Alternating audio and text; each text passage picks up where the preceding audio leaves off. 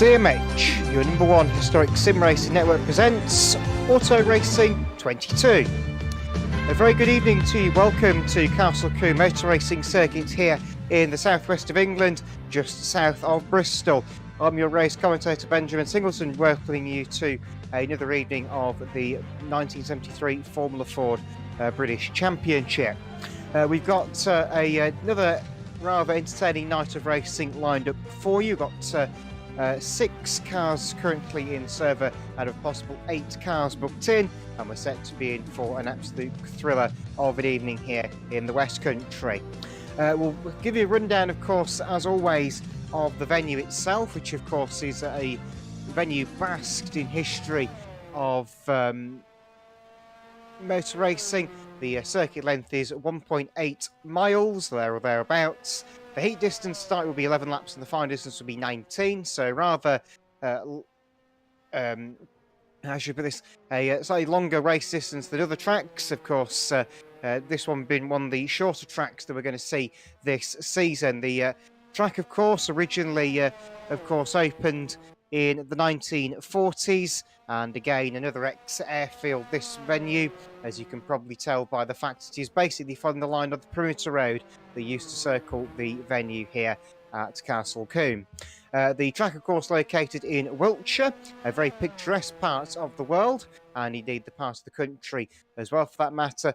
And obviously Castle Combe are very much a back-to-basics venue in British motor racing. This and Mallory Park, I would say, are the 2 venues left in the UK which are closest to what motor racing was, and well, they certainly both provide the goods every season. Anyway, we've got a rather large programme to get through tonight, so we'll try and get underway as soon as we possibly can. It is currently the remaining few moments of practice, I've been told, here for our Formula Fords. I apologise if I don't quite keep up as well as normal. Unfortunately, having a few technical difficulties with my timing screen tonight, but we are almost set to go, I believe. So it'll be about 30 seconds till qualifying. Before that gets underway, we'll give you a quick rundown of the championship standings as well. They are, of course, going to be on screen as you see them. Pascal McKeel leads the championship 134 points from David Sabre in second on 118. Third is going to be Joe Gillett on 95 points. Then we've got Klipinski on 67 in fourth. Fifth place is Owen Potter on 62. Then sixth is Matthew Sabioni on 40. Then we've got Simone Gillahardin in 7th on 40 points. Halil Sahin 8th on 38. Then Chris Hood is 9th on 36. Christian Dower is 10th on 26. Luciano Cuevas is 11th on 24. And then 12th is Simon Witt on 22.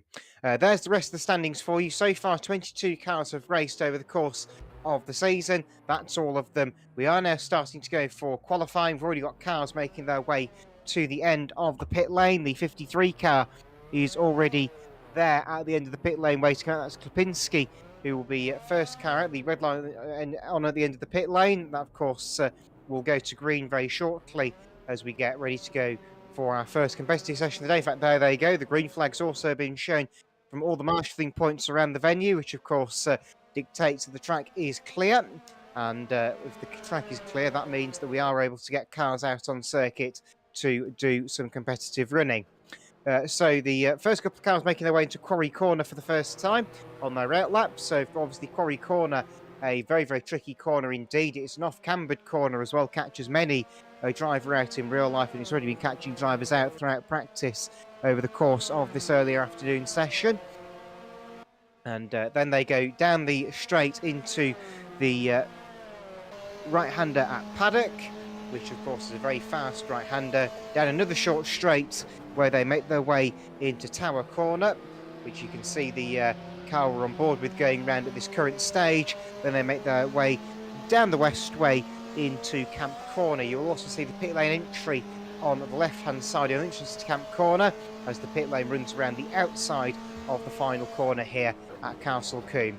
And once they've gone round Camp Corner, that is a lap completed. So a very, very fast lap here at Castle Combe.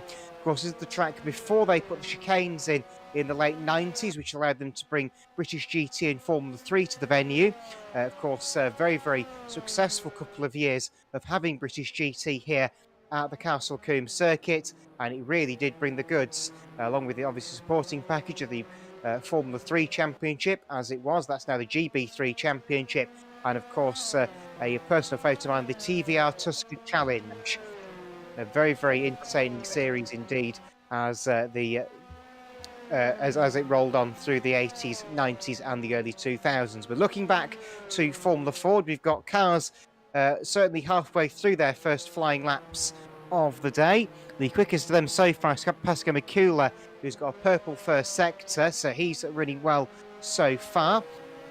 Alessandro Maggio is the person who currently heads the charge of the cavalry towards Camp Corner on this initial flying lap. So round they come to complete it. We'll try and get the timing screen to update as soon as they possibly can as they come across the start and finish line back towards Folly, which is the sweeping right-hander at the start of the lap. Across the line, we have got a few lap times in, as it looks like Klipinski's gone quickest with a 1:08.472. Big lock up there for Alessandro Maggio on the entrance to Quarry Corner. They nearly went straight on into the runoff area, but he has survived it just about as they make their way down the farm straight towards Old Paddock. Through the Old Paddock corner goes Alessandro Maggio. He's currently on the timing screens down as second place on a 1:08.485. 584 even. Then behind them is Pascal Mikula, 1:09.093. He's running in third. Fourth is David Saber, a 1:09.248. Then Halil Sahin is currently the fifth and final car to set a current lap, and he has got a 1:17.565. Still awaiting Simone Gilhardi to set a lap time in the 3:40 car. That car is still in the pits. Across the line again has gone Alessandro Maggio. He goes now quickest with a 1:07.731. It's the first car in the 1:07s in this session so far, so he has certainly found some pace somewhere. And of course, he will begin to hopefully try and improve his laps even further. 1:07.924 going for Pascal Mikula, who jumps up to second place in the meantime as well behind that.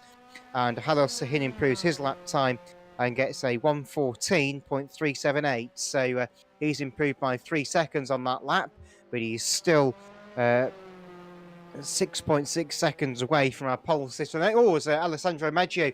As I say that, curse of the commentator has struck and he's gone for a spin. That is down on the exit of Tower Corner then. Oh, Pascal Mikula's had a rather large incident. But look, the car is disintegrated, so whether we can get a replay of that, I'm not sure. Looks like a fairly sizable impact for Pascal Mikula. Here he comes through Old Paddock Corner, runs wide. He saves it. Well, he tries to save it. Massive tank slapper, and the car eventually comes to rest in the tyre barrier on the inside of the Westway. But that car looked fairly second-hand on the screen that we saw after the incident. New personal best up for David Saber in the meantime, a 1:09.139. So he's also improving as the session rages on. Here's Klipinski coming through Old Paddock towards the tighter right-hander of Tower. Not to be confused with the corner at Croft with the same name and a very similar profile as well, to be perfectly honest. But he now makes his way along the Westway back towards the final corner at Camp, which of course will take them back onto the start-finish line where they will complete the lap. So far the field is certainly just trying to get itself acclimatised to this Castle Combe circuit, with Klipinski throwing it sideways through Camp Corner onto the run to the line. Is that going to be a quicker lap time for him, I wonder? Across the line he comes. Just waiting for the timing screen to give us the goods. Yes, it is an update, a 1:08.236 for Klipinski in car 53. Alessandro Maggio came through as well behind him with a 1:21.758, and Pascal Mikula as well on a back out on track after a tangle. David Saber has gone through and set a 1:09.007, so he's once again improving, but still only fourth place at the moment. So he is slowly creeping towards the top 3 time-wise, but he's currently looking like he'll be second place on the grid for heat number 2 this evening here at Castle Combe. Of course, as per the rest of the season, the field will be split in half for the heats, and today we're going to end up with 3. We're going to end up with 2 3-car heats, in fact, and then hopefully all 6 of them will join us on track for the final. And we can just see Klipinski being able to complete yet another lap on the circuit. Across the line he comes. We'll see if that's any different to lap times have gone by. It's just updated. No, he was about half a second slower than his previous lap time. Here's David Saber in the 83 Sunshine Desserts car, and he's almost binned it. Or in fact, he has binned it. Around he goes and into the inner wall. So David Saber has gone in big style at Camp Corner and then has proceeded to then hit the tyre barrier on the inside of the start-finish straight, which has left the car looking a bit second-hand. Here's Halil Sahin in the 208 Shell Oil-sponsored car. Into Camp Corner he comes. We'll see if he can get a better lap time. Oh, he's going to go around as well at Camp Corner. He saved it, so he's not gone around, but he lost a heap of time, which, how's that affected his lap time, I wonder? Let's have a look. His best lap in the race is 1:11.745, and that lap was a 1:14.605. So looking at that, he may have actually improved on that lap time had it not been for the error down at Camp. He's locked up again, this time at Quarry, and has nearly gone straight. And there's somebody who's had a huge lock up there and may have already gone straight on at Camp Corner, sorry, Quarry Corner out of our sight. We're still waiting for Simone Gilhardy to set a lap time in the 3:40 low lap, which is not looking overly good so far. I'm just going to try and double check how much longer of the race we have to go, of the session we have to go rather. Unfortunately, I do apologise that I am having to operate the time screen on a mobile phone tonight rather than a big screen like I would normally do. And that's partly down to the fact we've just not had time to set a monitor up here today. But Alessandro Maggio, I can still tell you, is quickest in the session.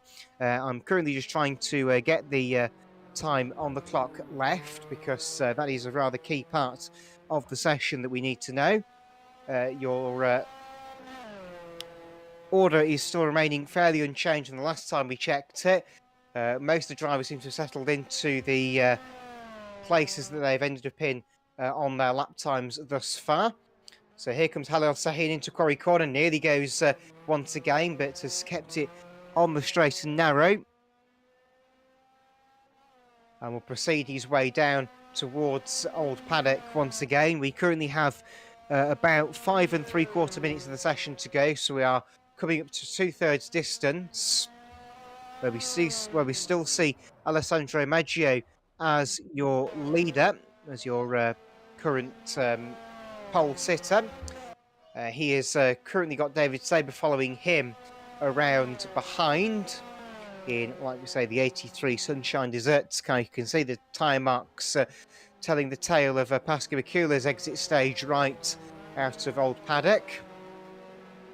But Alessandro Maggio has got David Saber behind him, waiting to see if David can catch him. Obviously, they don't really need to race each other here, as that's not the game of qualifying. The game of qualifying is purely to get your quickest possible lap time in here and see what heat race you're drawn into as a result. As Alessandro Maggio playing with all the track and a bit more there at Camp, but thankfully has survived it.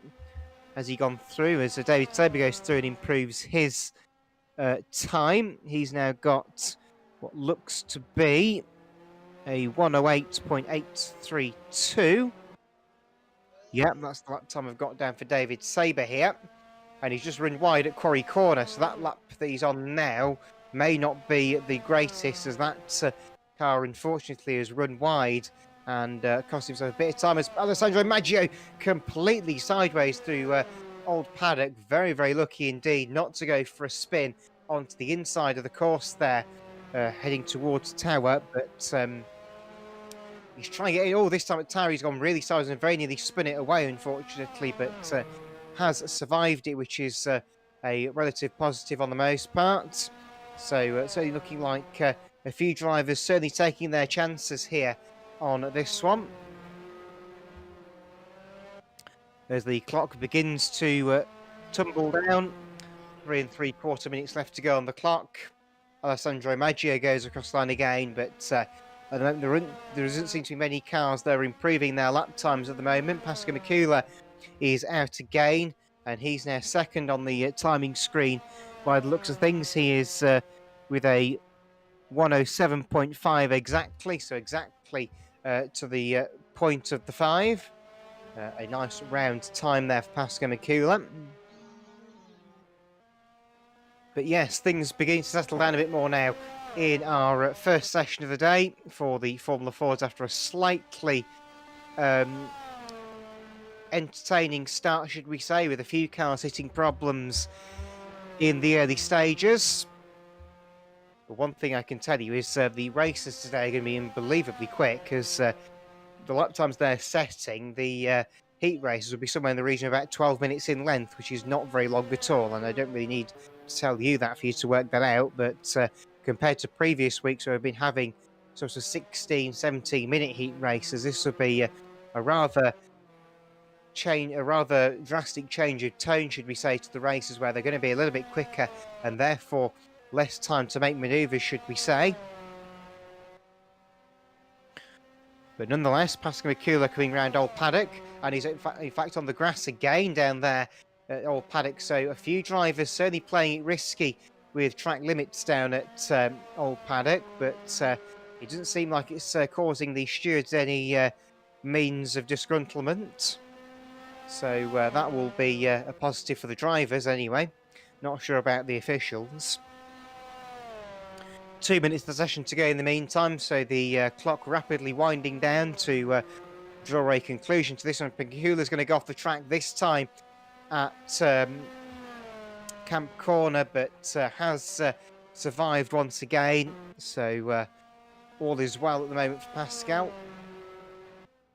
As we see Klapinski coming through Old Paddock past the second commentary box here at Castle Combe. There's two commentary boxes at Castle Combe, one over on the start finish straight and one over on the other side of the circuit at Old Paddock.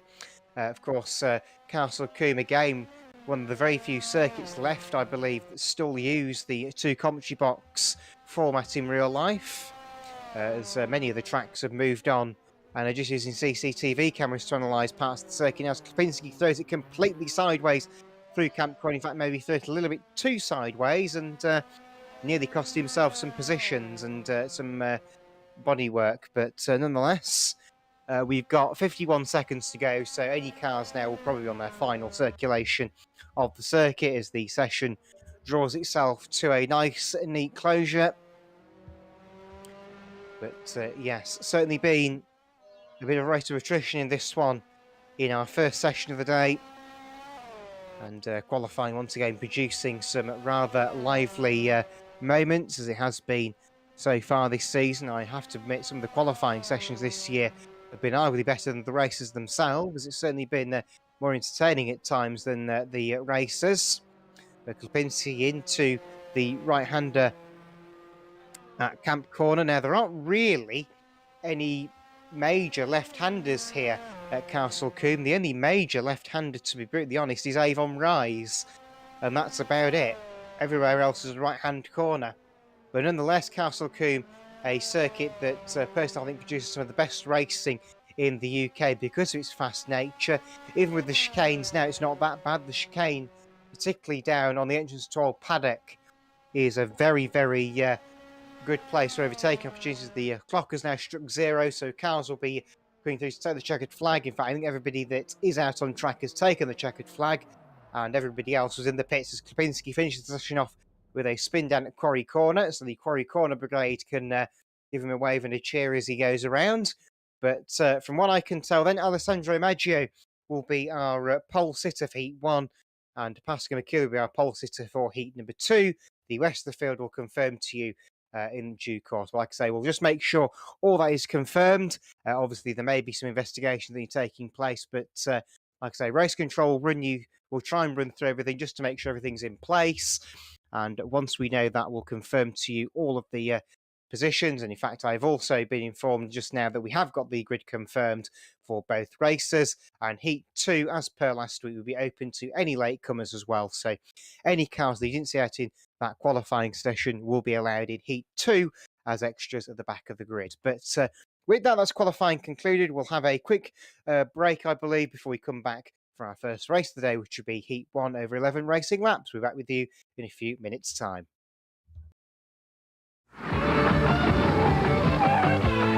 Hi, may I help you? Sure, I'll have a cheeseburger, Mac. Cheeseburger macaroni? That's our specialty. Don't know what to do with hamburger? Try Hamburger Helper Cheeseburger Macaroni. It'll turn plain hamburger into a hearty, delicious meal that'll please your coolest customer. Hamburger Helper helped her. Hey, that was great, man. Give me 5. Would you settle for 4? Make a great meal. You're my favorite under the sun. You're the real thing, you're the one. Can't beat it. Coca-Cola Classic. Can't beat the feeling. Force equals mass times acceleration.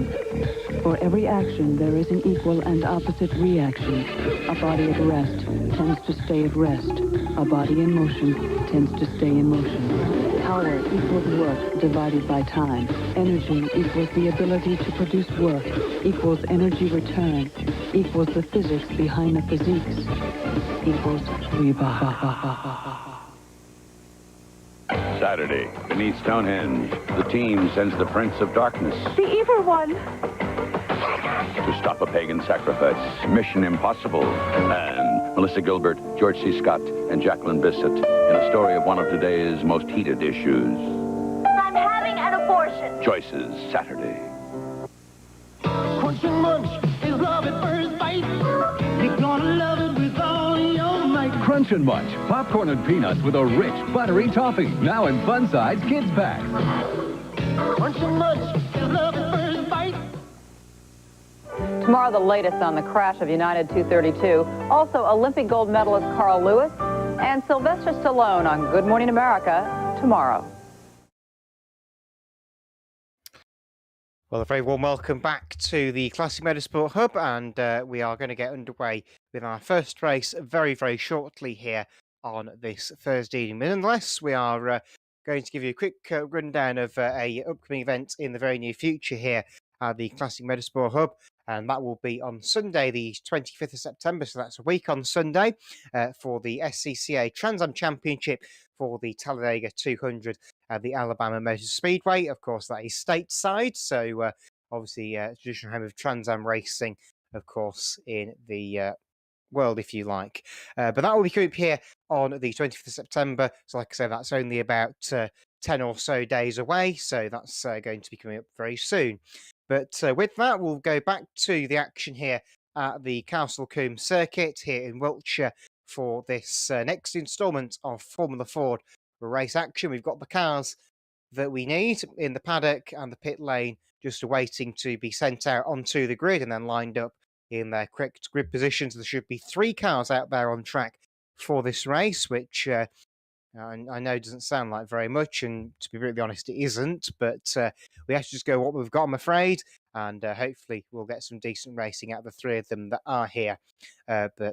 Yes, hopefully don't have too many problems. Like I say, looking at it, the 3 drivers we have got out there are all drivers that are relatively capable of keeping the cars on the track, which is a good start, because we have seen a few races this year that have been very badly curtailed due to drivers not completing very much in the way of distance, which I know it's a shame, but it happens. It's the mistress of motor racing, is that. The grid I have been given for this race, and I'll give you that whilst I've got a chance. Alessandro Maggio will be on pole. Alongside him will be Klipinski, and then Halil Sahin will round out the grid on the inside of row 2, or the outside of row 2, depending on what way around the grid is done here on this particular circuit. Every circuit does it differently, depending on what benefit the inside or the outside of the track has. But like I say, not the biggest grid of cars in the world, but we'll make do with what we've got, and hopefully we should be in for a good day of racing. Qualifying produced some entertaining moments, as I'm sure you probably saw, with a fair few cars having various issues at various stages, but certainly looking like we're in for a good one. So the car's now on the grid. We'll see how we get on with this one. The start of the race is certainly looming over us. I think there's about 20 seconds to go till the green flag and the lights go out, and that will set us off and racing for the first time. Alessandro Maggio will start on pole position, the Italian driver. So let's see how we get on. So the res will start to rise very shortly. There's the green light on the gantry, and away we go.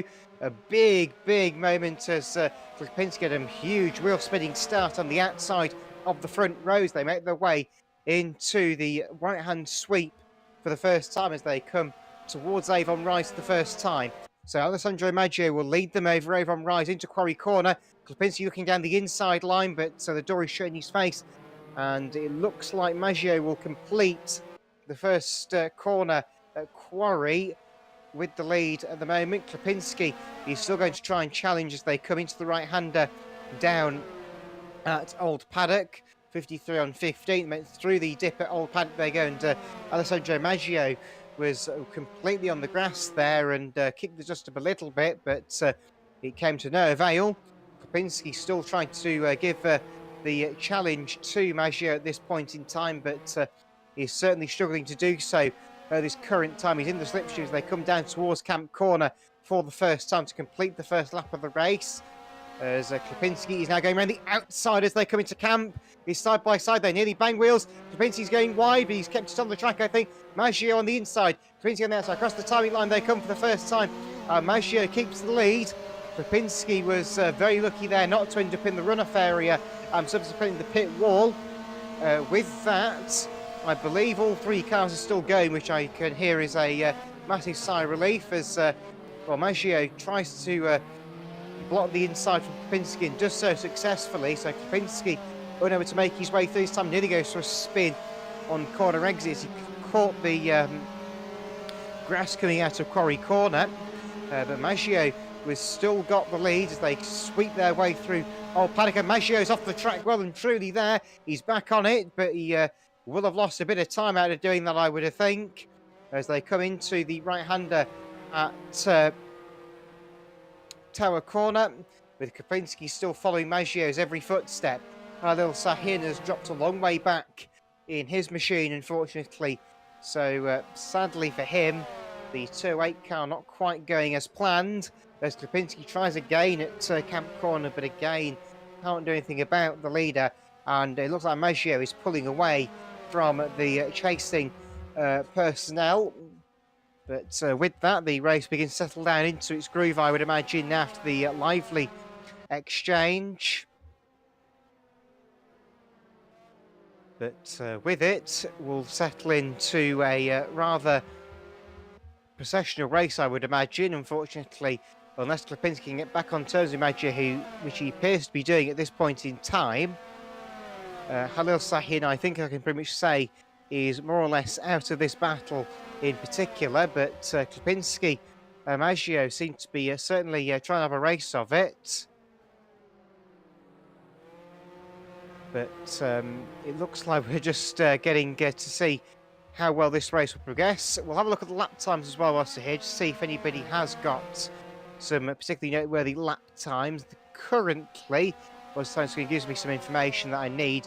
The quickest lap time is set by Alessandro Maggio with a 1:08.125. So he's our current quickest car on track, which is, I think, is a pretty self-explanatory given the position that the car is in.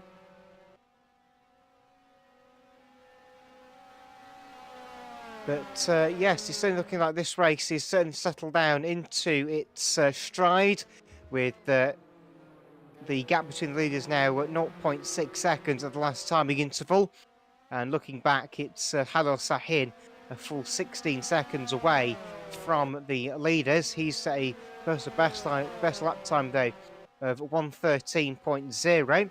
The two leaders are still running line astern, but unable to make manoeuvres at each other at this current point in time. Lipinski still trying his best to find a way past the race leader as they make their way down in towards Camp Corner. Down the west road, we saw a couple of cars have issues early doors in qualifying. Of course, the main point of interest in qualifying was certainly Camp Corner, but he's not caught anybody out yet in this race.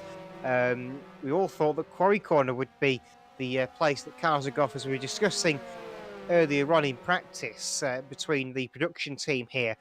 Quarry Corner is the most crashed at corner in British motor racing, followed by Paddock Hill Bend in second place.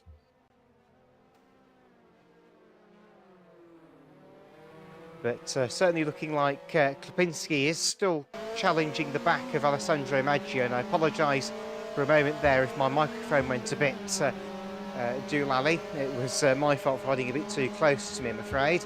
I was just giving a quick notification about that, but nonetheless we are back into looking at the race, and Alessandro Maggio is still basically putting his car in all the right places, and in fact has locked up going into the right-hander again at Tower Corner, but has somehow kept the car on the circuit. So Alessandro Maggio very lucky there to run away with that one. But it looks like we're just seeing how far this race can progress. I understand that at the moment the race is not quite at its point of interest at the moment, but Maggio has really got Klipinski pushing him to his limit. But we are going to invite Pascal McCullough in for a few words in this one, because I have to admit I'm running out of words to go through at the moment. So good evening, Pascal. Good evening. Yeah. Okay. Let's start over. Good evening, and good evening, everybody else. Yeah. You were saying that the race would not be at its highest peak of interest at the same time when Klipinski was almost going into a 45-degree slide trying to chase Maggio, but I guess that's just the commentator's curse biting again. I'm actually quite surprised that Klipinski can keep up with Maggio now that we're almost halfway through the race. In fact, we are halfway through the race. Yes, we've got 5 laps complete, and it'll be we're on lap 6 now. Yeah, so that's just 6 laps to go. Because the thing is, Maggio was so much faster than Klipinski over 1 lap in qualifying. I don't know how he did it. He's doing a great job handling that car, given it's his second event. You know, I should have just kept my mouth shut because he just went off again, although it does look like he's got just as much car control off-road as he does on the road. But yeah, yeah. I was just looking at the time screen there, and on lap 5, Klipinski was actually 4 tenths quicker than Maggio, but then on the next lap, Maggio ended up being 4 tenths quicker than Klipinski. So the last 2 laps have more or less equated to what it was at lap 4. So, and it looks like looking at it now, Maggio appears to have pulled away. Did you see that? Did you see that slide? I mean, it does take a lot of car control, a lot of skill to do that, to go through that kink. Since you know you have you're going through a dip, you got quite a bit of camber in that kink, and then you get a crest right after it. You know, I don't want to be feeling that in a car going 180 kilometers an hour, but especially going sideways. But he's doing a great job, and it looks like Klipinski is now slowly falling away. He's out of the slipstream, so he's about 2 seconds behind. And it looks like Maggio, yeah, his fastest lap was on lap 3, a 107.7, while Klipinski also did a 107.3, so they are very much matched. Meanwhile, Halis Sahin is currently 42 seconds behind. Klipinski's, well, that's the race done. Thank you very much for watching. See you in Heat 2. Unless Maggio makes a mistake now. I was gonna say, Halil Sahin, 43 seconds behind. He's not having a great race, but looking at his car, he's struggling a lot of handling. He's locking up at every corner, so he's got to figure out his braking balance. His fastest lap was lap 3 as well, 113 flat. Right, so all the cars sitting their fastest laps on lap 3 by the sounds of it. There we just saw Klipinski having a moment down at Quarry, which I think we were waiting for somebody to do that all day so far. But that's cost him in the region of about 3 seconds, that mistake. And as Pascal says, it's going to take a massive mistake from Maggio for that gap to come back down to nothing. Indeed, it's the only place where he can make a mistake. The only place where I see Maggio maybe over tightening the belt, so to speak, is that kink. I actually forgot what it's called, but Old paddock. No, old paddock. There you go. And I'm where he's going through right now. If he overdoes it there, like he almost did right now, you saw the car squirm a little bit on the grass. He's either spinning out or he's hitting the wall, one of the two. And believe me, if he had to choose between the two, he would want to spin out. Otherwise, we saw it in qualifying with a few cars that had offs there. Once you hit that wall, it's goodbye Vienna. Very much so. I mean, the car that did collect it in qualifying that we saw on the stream actually lost its rear left wheel, as far as I could see, with the impact with the barrier. I could tell that was me. Well, yes. They've just come through to complete lap number 9, so we've got 2 laps left to go, with Alessandro Maggio having a rather healthy lead of 5.6 seconds, and then we've got a gap of around 54 seconds back to Halil Sahin in third. So I think all 3 cars are set to finish this race, providing there's no last lap dramas. But with all the cars being so spread out, I find that very unlikely there's going to be any collisions car to car. It's going to be more solo driving mistakes or mechanical failures that are going to cause issues. And I say that as Halil Sahin has gone off, so the curse the commentator struck once again, and this time Halil Sahin has now got a lap down on the chart, so he's not going to be completing 11 laps, he'll be completing 10.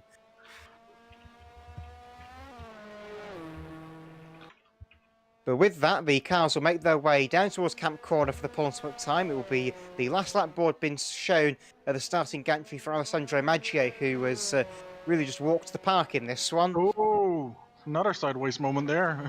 He's really showing off at this point. Final lap, though. Yes, as you said.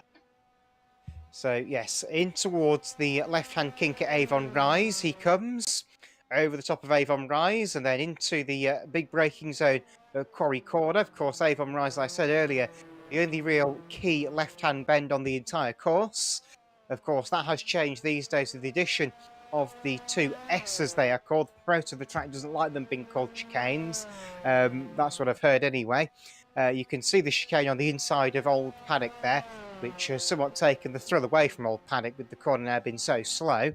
But Alessandro Maggio into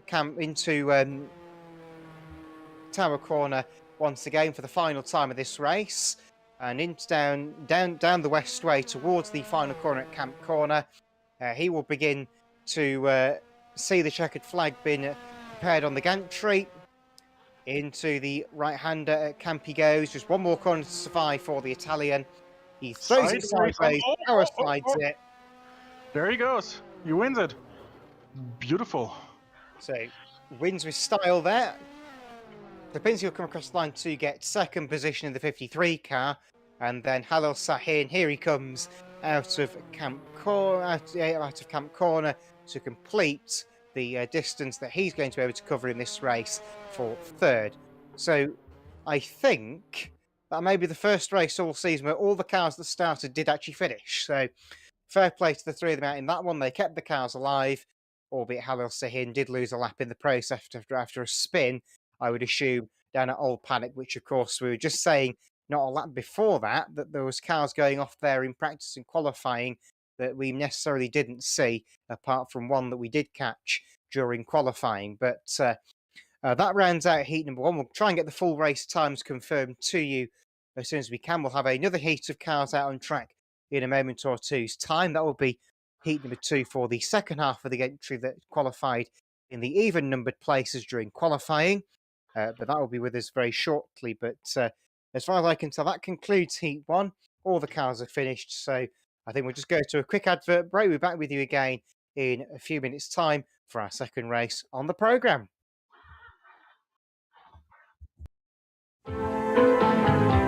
Try TCBY non-fat frozen yogurt at your nearby TCBY store and say goodbye to ice cream. After all, what have you got to lose? All the pleasure, the guilt, TCBY.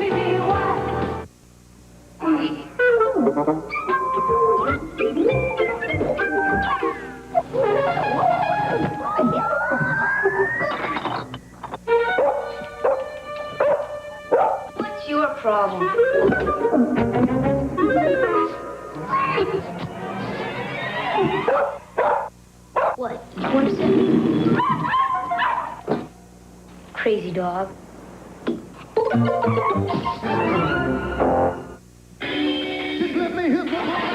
America's falling in love with its newest comedy hero. Yahoo Serious is Young Einstein. Thrill seeker, lover, adventurer, genius. At last, the untold story of the greatest mind of all time. Yahoo Serious is Young Einstein. One seriously funny movie. Rated PG. Starts Friday, August 4th. My name is Jesse Cordy, and what I'm going to tell you is real. On January 4th, 1987, a passenger train en route between Washington and New York collided with a freight train.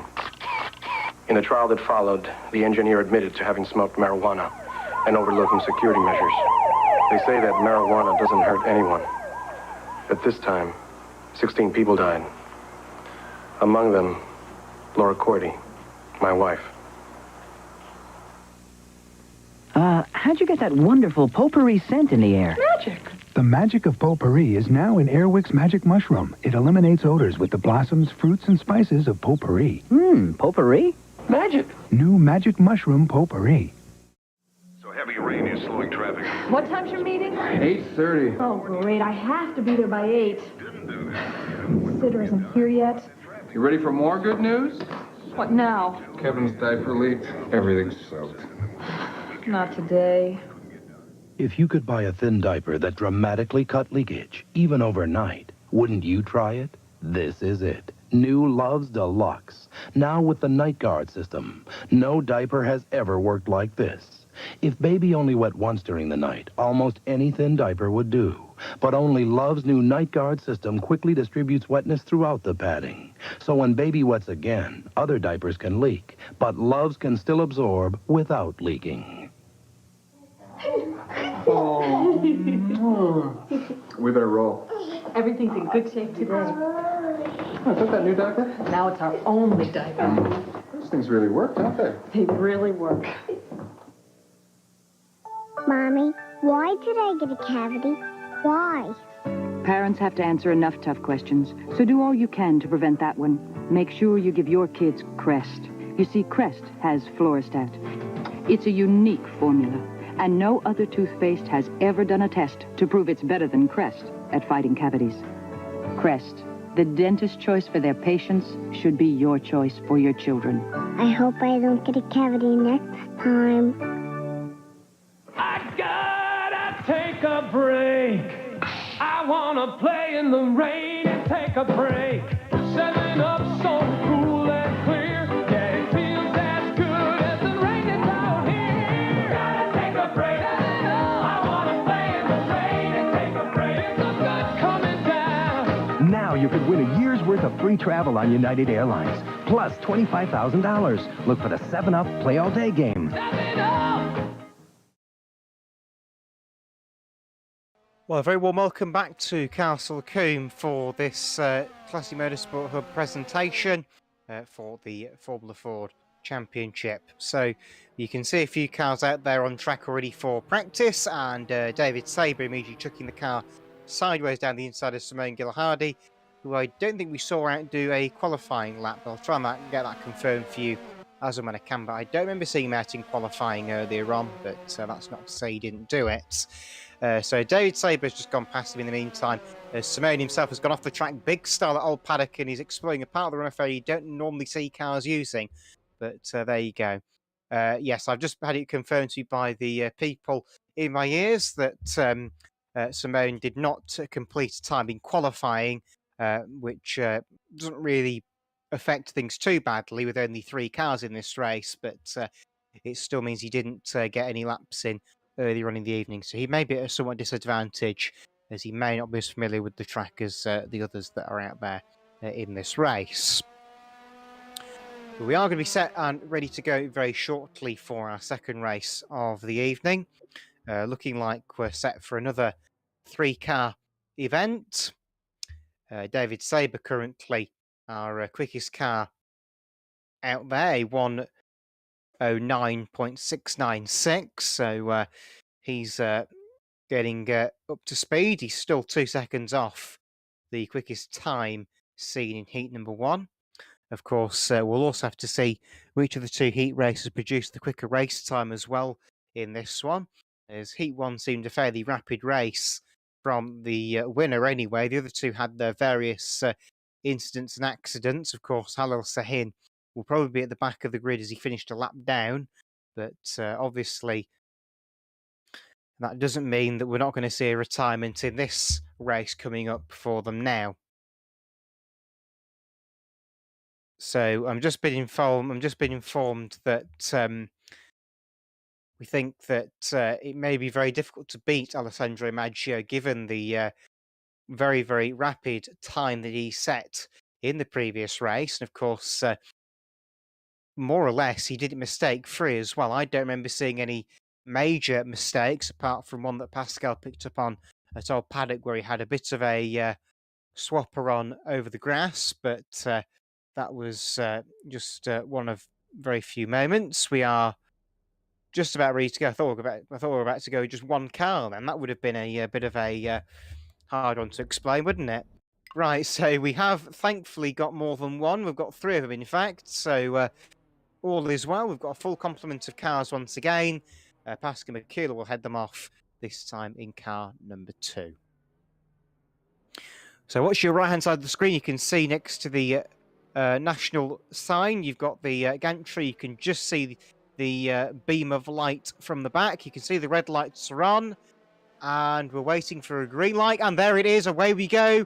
We're racing, so the race is back underway, and Pascal Mikula will head away into a fairly early dominating lead. To be fair, David Saber has not had the best of starts, and he's got Simone Gilhardy all over his gearbox in the very early stages. They will now fight for second place down towards Quarry Corner for the first time, and thankfully for everybody watching, and indeed everybody in general, they've kept themselves out of trouble and we've not lost 2 cars on the first bend. But Simone Gilhardy has slowed down. He seems to be back up to speed again, so I thought for a moment Simone was going to pass us, but he hasn't. And now David Saber playing maybe a little bit too much of the grass there. We'll have to see what the officials say about that one, as that was a bit of a 4 wheels on the grass moment, as the Sunshine Desserts car makes its way around Tower Corner back towards the start-finish line to complete the first of 11 laps in our second heat of the day for the Formula Fords. Making their way into Camp Corner for the first time. Mikula is your leader. Saber is second. Third is going to be Gilhardy, and that is your order at the moment. 3 different nationalities out there on track in this one, so albeit small, but very varied entry of Formula Fords this evening here at Castle Combe.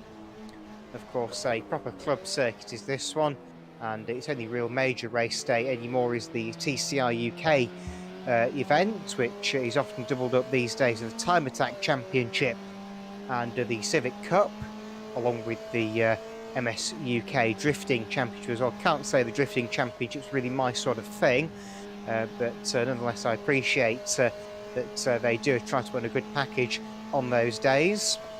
But Mikula's away with a bit of luck up there going in. Oh, and as Mikula spun, yes, he has the leader's gone. We've lost the leader, and David Saber says thanks so much and takes the lead. As Pascal Mikula spun on the entrance to Tower Corner there, as Simone Gilhardy goes around him and nearly takes himself out in doing so. The disaster for the German there as the number 3 car, Pascal Mikula, went for a spin down at Camp Corner, down at Tower Corner rather, and I apologise for saying that car was number 2 on the grid. It's actually number 3. But this could liven things up a bit now, as Mikula's got to make his way back up the field and has had a bit of a moment there with Gilhardy down the inside as they come towards Avon Rise through the right-hand sweep of Folly. He's on the inside.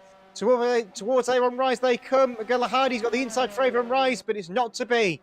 The Castrol car can't make a move. Is he going to try dive the inside of Quarry Corner? He's going for the inside and he's too far back. He locks up and nearly T-bones the side of Mikula, but a good full altercation between those two. Now, can Pascal Mikula go back and retake what is rightfully his, I think you could say at this stage, from David Saber, who currently leads the way. David Saber, I believe, is our only native driver here this evening. The only British driver I think I've seen racing this evening. Unfortunately, we haven't seen a few of the other British drivers join us, which is a huge shame, as there was a fair few of them in the early part of the season. Owen Potter one not out there as much as he hasn't been for the last couple of meetings, I have to be honest. We didn't see him out at Brands Hatch either. I suspect his focus may have been turned back to the touring cars as off the road goes past McCula. Here the number 3 car runs wide at Camp Corner. Is he pushing that a little bit too hard, I wonder? He just seemed to run wide there, but David Saber is still in reach, 3.6 seconds down the road. So to say it's impossible to catch David Saber will be very unfair, as it is very much a possibility at this stage for McCula, who's run wide and almost visited the run affair at Quarry Corner this time. So unfortunately for McCula, that's a bit of time he's lost going off down there at camp, but he was rather fortunate to survive it. Through old paddock he goes, where he's spinning qualifying. Of course, you saw that car have a rather large portion of tyre barrier in qualifying. So David Saber remains to lead in this second heat of the day for the Formula Fords, with McCula still trying to trace every move. He has caught about half a second in the last lap, so McCula not down and out, I think is the fairest way to say it at this point. Next time in split, we see them cut down to 2.5 seconds, so the gap has closed by 1.1 seconds, in fact now 1.2 seconds, as the gap comes down to 2.4 as they come into Quarry Corner. And McCula's got it completely sideways, and here he goes around for a second time in this race, this time down at Quarry rather than over on the other side of the circuit at Tower. Was this track more or less a square, to be honest, if you look at it from above? But with being a Promoter Road track, that is pretty self-explanatory. Looking at it, the timing screen's gone a bit insane on me there, but it has updated now. We're on that number 5, so we'll be halfway this time around, as they will come round to start lap number 6 out of 11. With David Saber still leading, but the lead is not as comfortable as it was 2 laps ago. The gap is now down to 1.8 seconds between the top 2. 1.6 seconds, in fact. So we could be on for a lively end to our second Formula Ford race today, and after heat number 1, that may be somewhat of a blessing to have a decent race for this one. As McCula's gone big star, and round he goes. So unfortunately, and Leader's gone as well. Both the leaders have gone. So we've lost the top 2. Saber's gone, McCula's gone. Here comes St. Gilhardy. Can he benefit and get 2 places, I wonder? It's all kicked off at the front in this one.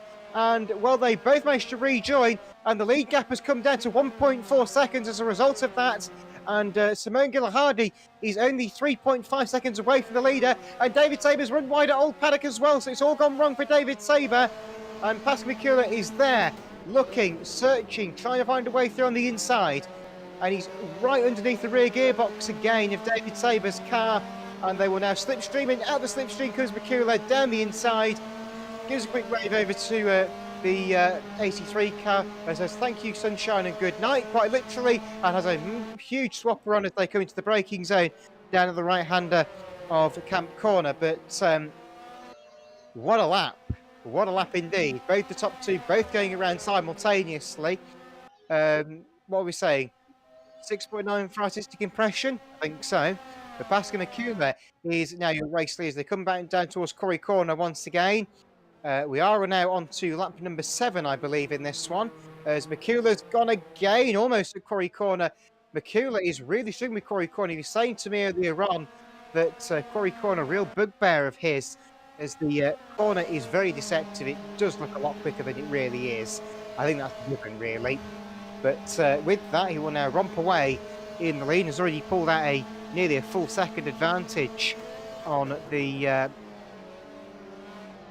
second place driver of David Saber, who will try and proceed to chase him down. I'm looking, and I think Simone Gilhardy is probably guaranteed not to be last on the grid. Well, he's guaranteed not to be last on the grid, is he's not a lap down yet. He's only about 3 seconds away, well, maybe about 5 seconds away now from the race leader. And Masamikila's gone off again. So I do wonder what's going on there. But Mikila seems to be spending more time on the grass than the tarmac at this stage, which is not really something he wants to be doing, with David Saber slowly reeling them in. Into Quarry Corner, where it all went wrong a couple of laps ago. Saber is still just about there. We're on that number 8 out of 11 at this stage. But looking like we're going to be in for a rather interesting conclusion if David Saber can close in on Mikula. We've seen both drivers take race wins already this year. Both very, very quick. David Saber, I remember, certainly been one of the stars of the Shirt Croft back in March of the season opener. Probably the most memorable meeting of the season so far. It certainly was the most entertaining racing-wise, I would say, so far this season. But that may have partly been down to the fact it had a much bigger entry of cars than what we've seen here today. So Saber and Mikula Sue 1-2. The lead gap is 1.9 seconds as they come across the line. Still, he's gone up to 2.1, so he's lost 2 cents per second in the final sector. There's David Saber. So we have 8 laps in the books on lap number 9. So it'll be 2 laps to go next time around for Mikula in number 3. 83 runs second, that's David Saber. And Simone Gillihardy still running in 3rd in the 340 car. As I say, the Works Lola, the Works Lola car, that one I believe, the Castrol liveried machine. As we still watch with interest to see if the lead battle is going to change, which at the moment it's not looking like it's going to, I'm afraid. Again, another race that seems to be drawing to a rather anticlimactic close. We had the drama in the midway part with both cars going around as they make their way into the right-hander back camp corner. 2 laps to go now for our race leader, Pascal Mikula, and David Saber's almost gone wide and had a bit of a moment down there on the final corner. So looking like we are in for another win for Pascal Mikula here in number 3. 4.5 seconds was the advantage. Make that more like 3.2 as the gap's certainly fluctuating a little bit depending on what part of the course they're on. The last lap board is currently being wrestled with on the start-finish straight by the marshals, who will try and get it out and displayed to the leader when they come round. Ahead of what could be a rather interesting victory for Pascal Mikula. Taking the lead early doors, spinning, and then coming back and getting the lead once again. A real last to first challenge here for Pascal Mikula. Bear in mind there was only 3 cars. It was still quite a good drive as the cars weren't exactly close together. But you can see, coming into camp corner now, the finish is well and truly in sight now for Pascal Mikula. Just one more circulation of the Wiltshire tarmac to go. Around Folly for the final time. Into the left-hander Avon Rise, coming to Quarry Corner, where famously James May's Lamborghini broke down in a Top Gear challenge many, many years ago. The car was described to wet itself, which was rather ironic. As Pascal Mikula makes his way in towards the right-hander at Old Tower, of Old Paddock even. I'm getting 2 corner names mixed up here. Of course, Old Paddock unfortunately had a rather nasty accident earlier this year in the Classic Sports Car Club Slick Series, which saw a Dodge Viper GT car destroy the barrier after tangling with a BMW. But nonetheless, the barrier was repaired for the following day's racing. But into the final corner comes Pascal Mikula towards Camp Corner. He may have even backed off a little bit here, but he really shouldn't be doing, as it is about your total aggregate race time to decide your grid position for race number 2 for each driver. Across the line comes Pascal Mikula. Sheriff plays up and down on number 3, Pascal Mikula. He takes black and white and takes home the win. David Saber has a huge moment on the run to the line and very nearly bins it about 20 yards from the finish. And now, where's Simone Gillihardy? Here he is, into the final corner. Good effort from Simone to finish the race. And I must say, a very big well done to all three drivers there in that race. Give them a wave, give them a round of applause as they come round as always. And that rounds out our second of our three races today. And it's only 7 o'clock, so I've only been going now and still got 3 sessions in. So hopefully we should be done just by about 7:30 today, which would be a very nice story, wouldn't it? But with that, we thank the drivers in Heat 2 there for their efforts. We'll get a final grid confirmed to you after the break. We're back with you in a few minutes' time with the Formula Ford Grand Final. If dinner gets a little too attached to your grill, reach for the ultimate cleaning machine, SOS. Nothing cuts the dirt on grills, white walls, or golf clubs faster. SOS, the ultimate cleaning machine. You don't get it. Do it one more time. I got it.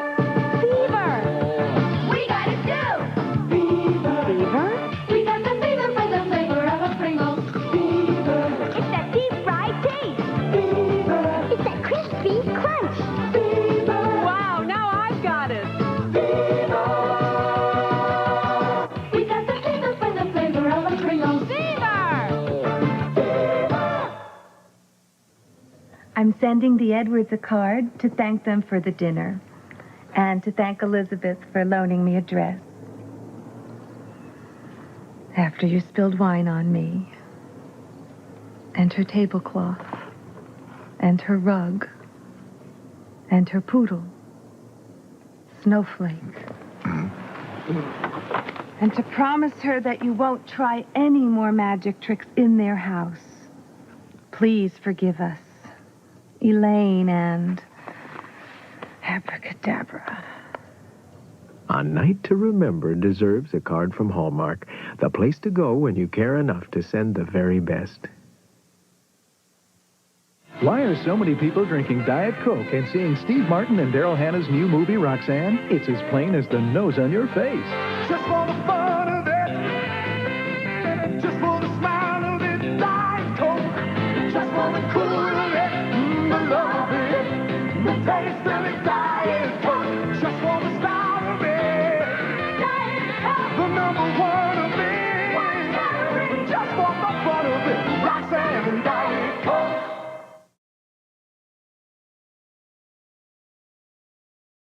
So welcome back once again to Castle Combe Motor Racing Circuit for this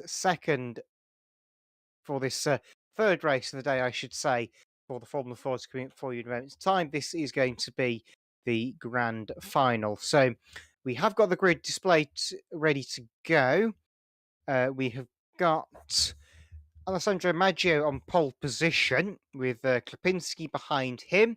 Then row 2 is McCullough and Sabre, and row 3 is Gillihardy and Sahin. Now, all 6 cars, which I believe is the first this season, all finished their races.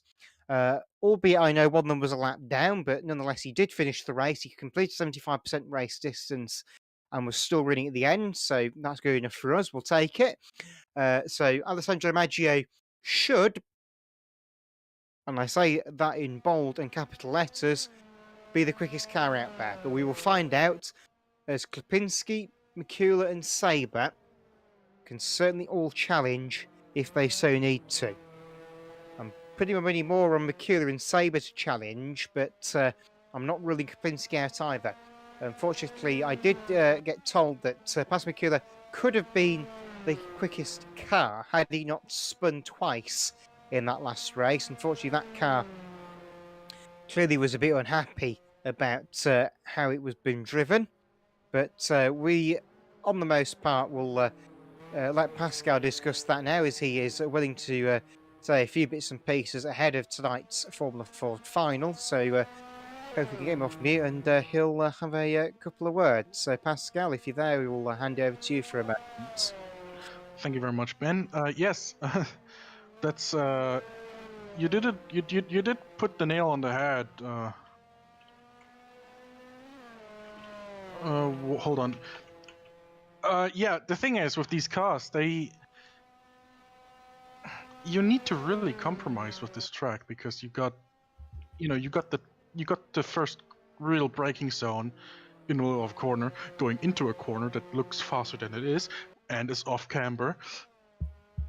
And then you have the rest of the track. So, the issue with my car was it was just way too tail happy. I had a lot of understeer during qualifying,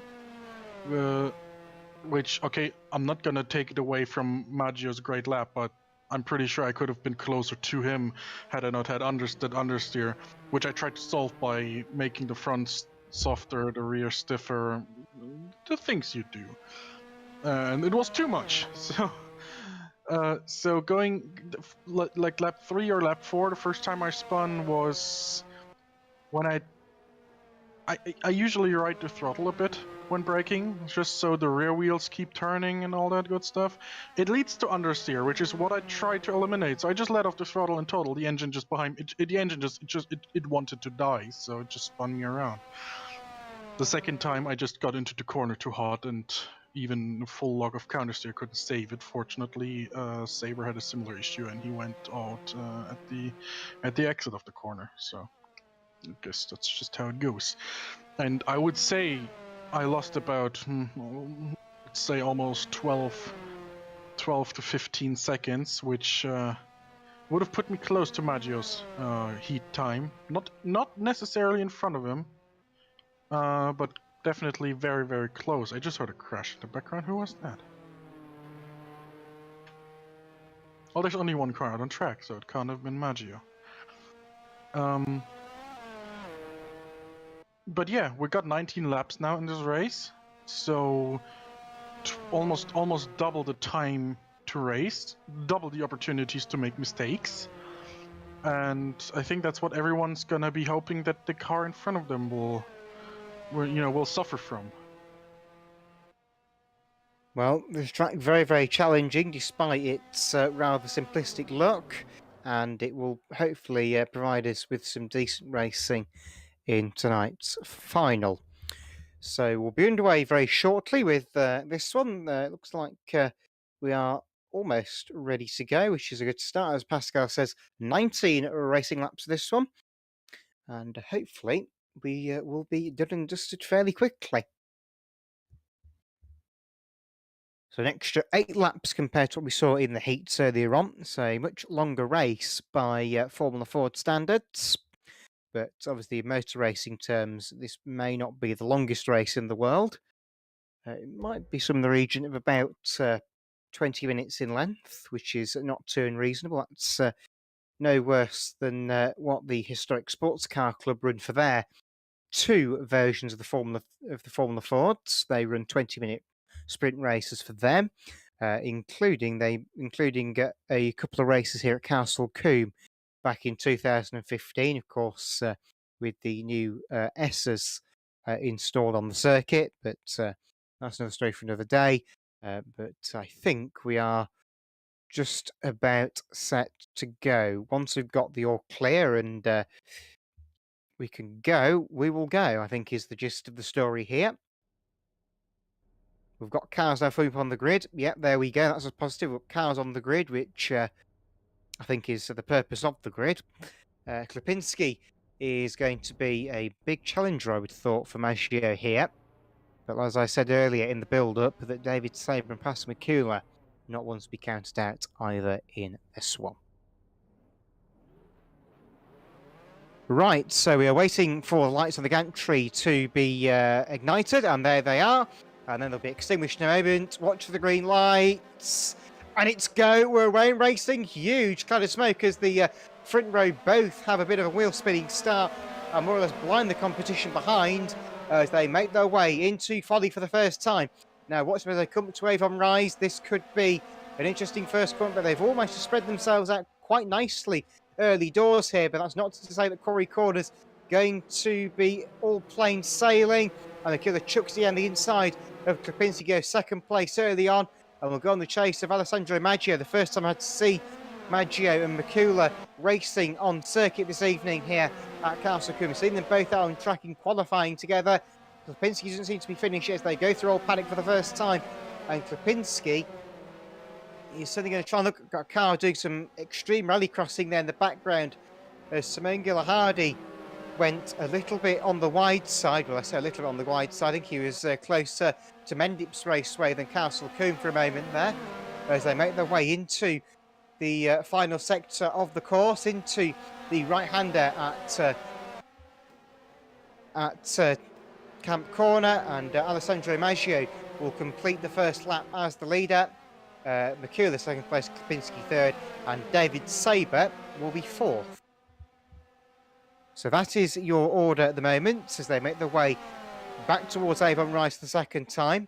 You can see on the infield here at Castle Combe, the wheat fielders. Oh, Mikula on the inside of Maggio as they go into turn one at Quarry, and well, the lead holds station for now as Maggio just had the run around the outside to deal with Pascal Mikula, throwing one down the inside in rather spectacular fashion, one has to say. But yes, Mikula and Maggio will pick up where I would more or less say Maggio and Klipinski were at the halfway stage of Heat 1. Mikula around the outside of Maggio going into Tower Corner, and you'll try and get the cut back on the inside. Mikula's got to the inside as they come down the west way. They're side by side. There's a slight right-hand kink here, halfway down the straight, just before pit lane entry. And Mikula is through. Will Maggio retaliate going into the final corner at Camp? He's underneath the rear end of Mikula's car. They almost have a bit of nose-to-tail contact, but they survive it. And with that, Mikula will continue to lead proceedings. But down the inside as they come towards Avon Rice, side by side again. Maggio on the inside. Mikula almost squeezed him onto the grass. Maggio's got to go the long way round Avon Rice. He's had a bit of a tail snap out, and he's had to fall back into the line behind as Mikula keeps the lead as they make their way round Quarry Corner.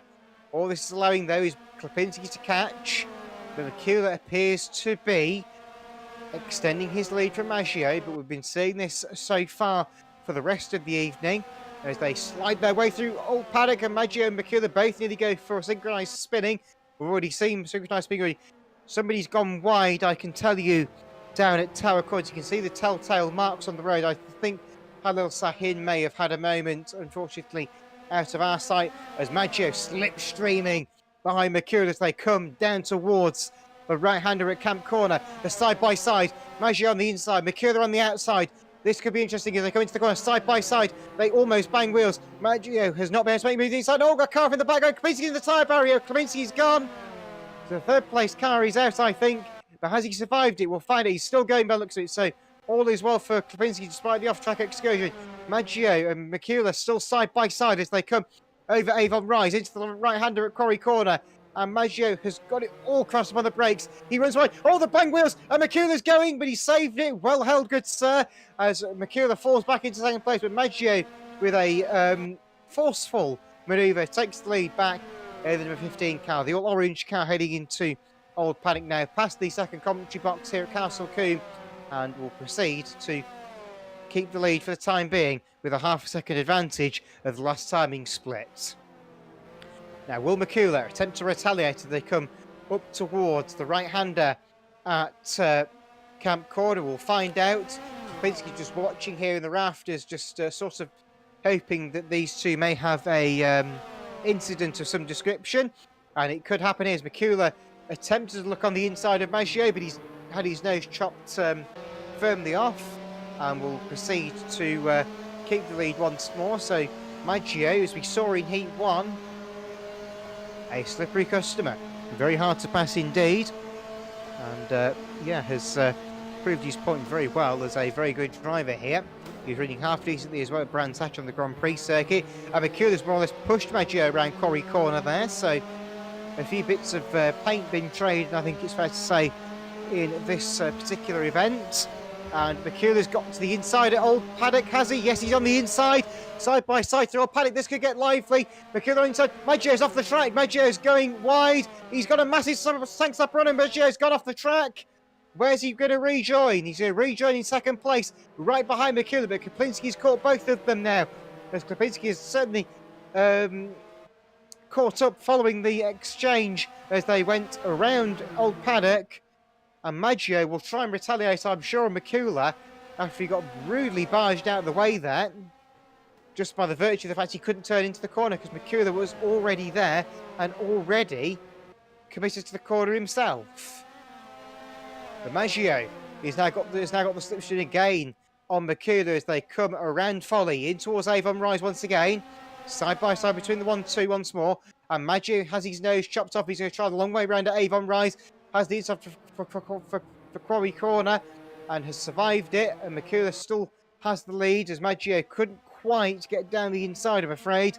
Klipinski has dropped back into second position, has dropped a little bit further back now, in third. As Maggio and Makula try again through Old Paddock, and Makula has run wide. Maggio has got the inside line. He's now going to try the outside line as they go into Tower Corner, and Maggio is doing his very best, but can't make a way round the outside of Makula at that point, but he's still sat in the slipstream of Makula as they come towards camp. Will he go down the inside? He's chucking one down the inside, but Makula may have the run round the bend. He has indeed done so. Oh, Makula's gone! Makula's in the tyre barrier. Makula's lost his nose cone. And Klipinski's spun on the inside as well, trying to avoid that car, but has managed to regain control. And, Maggio has now got the lead back again. Now, Klipinski will try and challenge Makula for second place. I do wonder if that is possibly going to be the telltale end of the race. With Maggio leading by a considerable margin. And Makula's spun again. He's saved it this time, but he nearly went again. Klipinski has managed to take second place. And David Saber will now begin to possibly close in on Makula as well. But we'll find out as the race soldiers on. Klipinski, your leader then. 4.2 seconds. Alessandro Maggio, your leader at 4.2 seconds the advantage. Klipinski plays and Makula's gone sideways again. I think that car is damaged. I think that car is certainly damaged after that collision with the wall down at Camp Corner.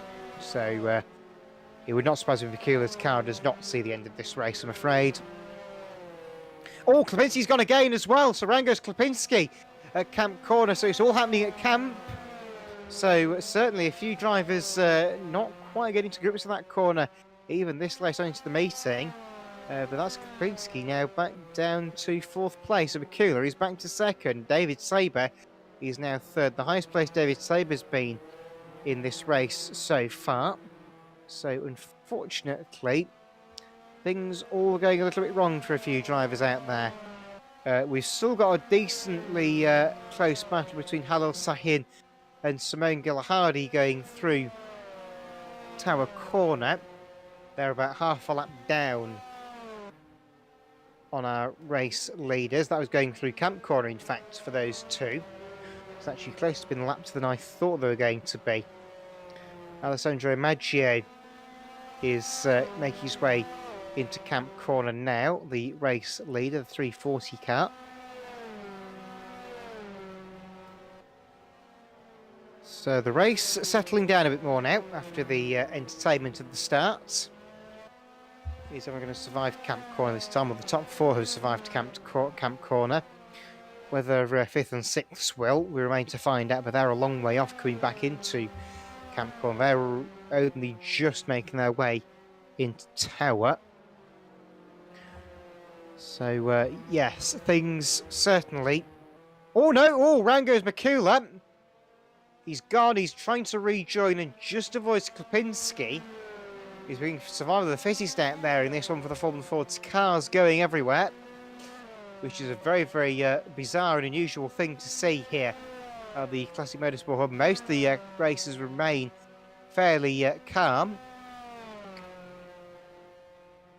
Pascal Michel's the fastest up of the race in the meantime, though, with a 107.871. And we've lost a car. The 6th place car has gone. Halil Sahin is retired. The tyre screen showed him having a collision. So I'm guessing he's hit the tyre barrier at some point on the circuit. Lap count wise, we are coming round to begin. Yes, we've completed 9 laps. We're on lap number 10 now.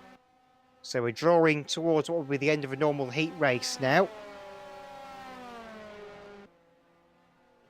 With Alessandro Maggio away and gone. 10 seconds is the lead margin at the current stage as Lipinski really chucks it in sideways down there at Quarry Corner. Pascal McCullough has managed to recover, but is a long way back now after his spins.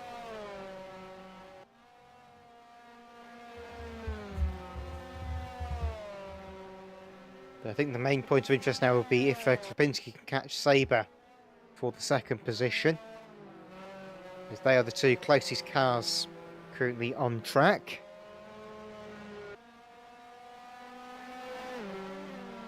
Once again, I'm afraid the racing is somewhat becoming a bit spread out in single file, but that is the nature of the beast, I'm afraid. It does happen, and you know, we could always do with a few more cars. Obviously, a few drivers obviously not racing for whatever reason tonight, even though there have been some various reminders about racing and we've not heard anything back from them. But yes, into Avon Rise comes the second place battle, and then subsequently Quarry Corner. McCullough is beginning to close in on these two at the moment, but it may not be enough, I'm afraid, as we're on lap number 11, I believe, if my maths is right, which it is indeed. Makes a change, doesn't it? It's normally wrong. The lead gap has extended now to around 12 seconds, so the leader, I think, is going to be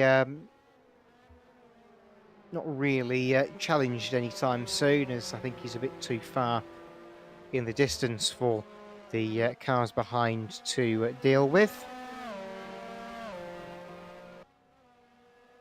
Of course, Formula Ford, long illustrious history here at Castle Combe, as with many of the venues. Of course, Castle Combe themselves these days winning their own version of the Formula Ford 1600 Championship, the CCRC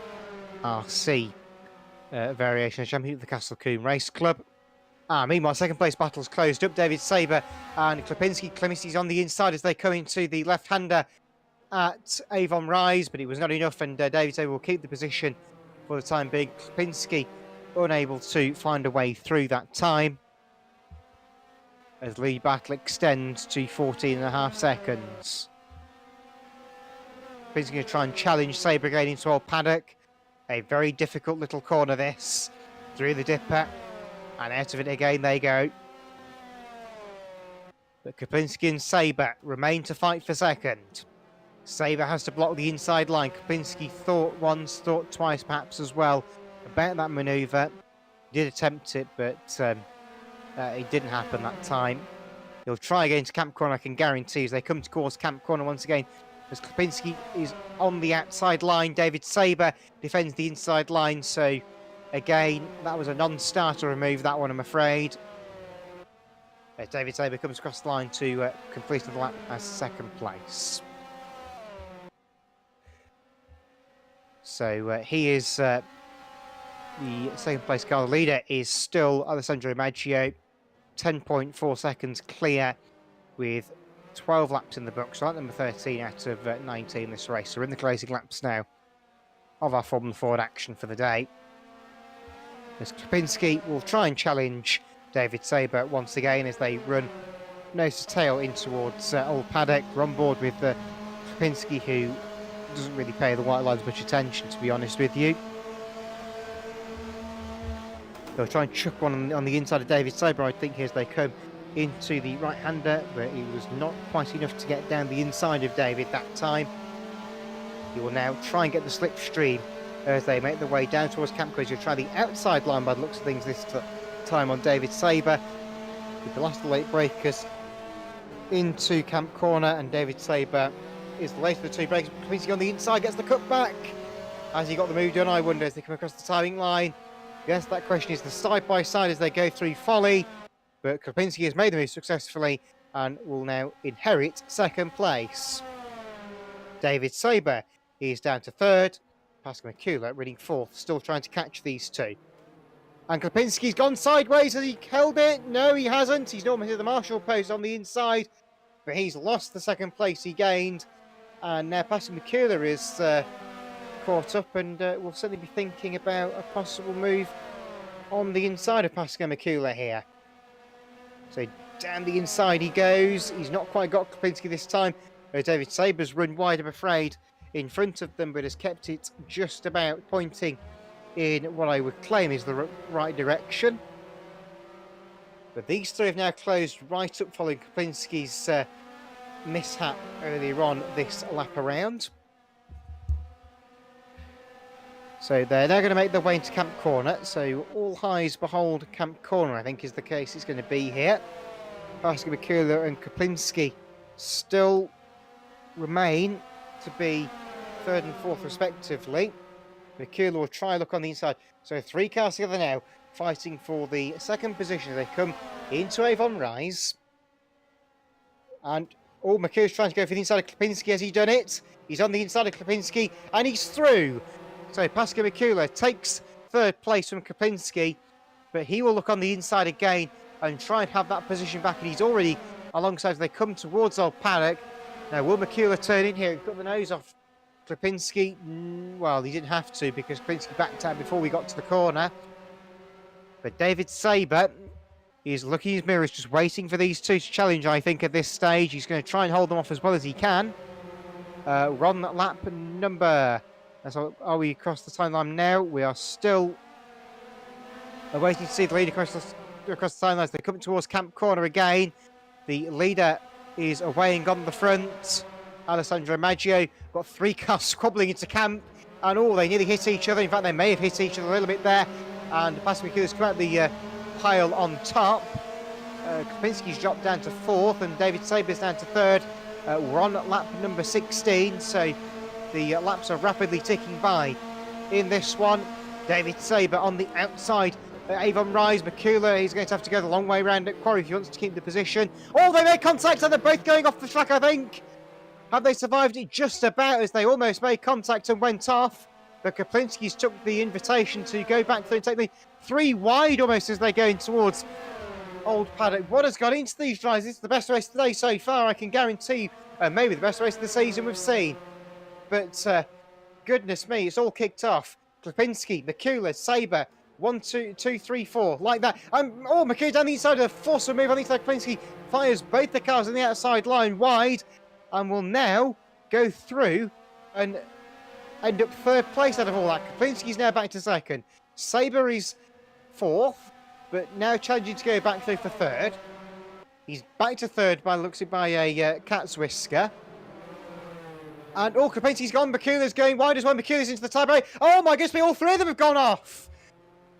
What on earth happened there? David Saber's gone. Kaplinski's gone. Mikula has almost gone. Kaplinski's having to ballet dance his way back onto the circuit.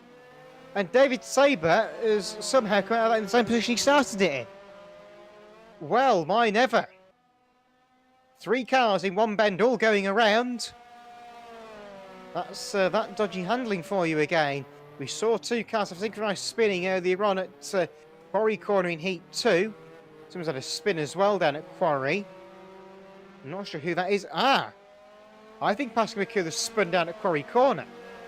So I'll be interested if there's a replay of that available if we can get it, because that could have just spiced things back up again.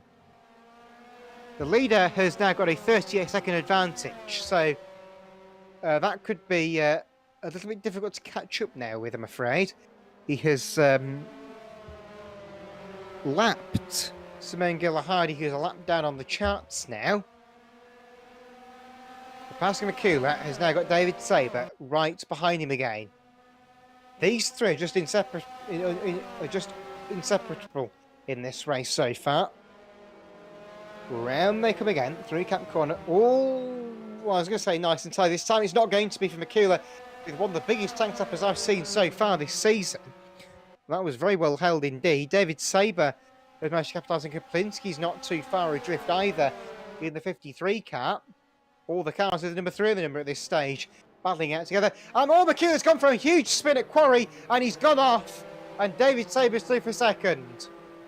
Kaplinski's now 4th. Now 3rd even. Mikula back down to 4th as a result. So, what a turn up for the books this race has been. So, a very, very lively race indeed.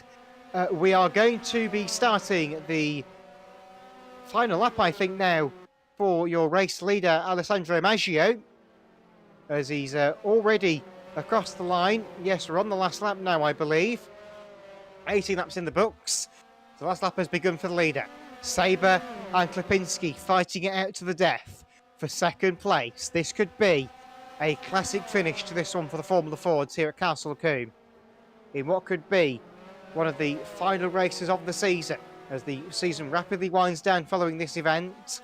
Across the line they come. Literally nothing to separate them.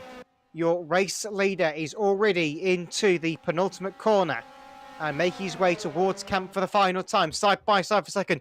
Over on Rise. Saber has second place. Kapinski still third. You can see all the tyre marks on the road at Quarry where various cars have had their issues.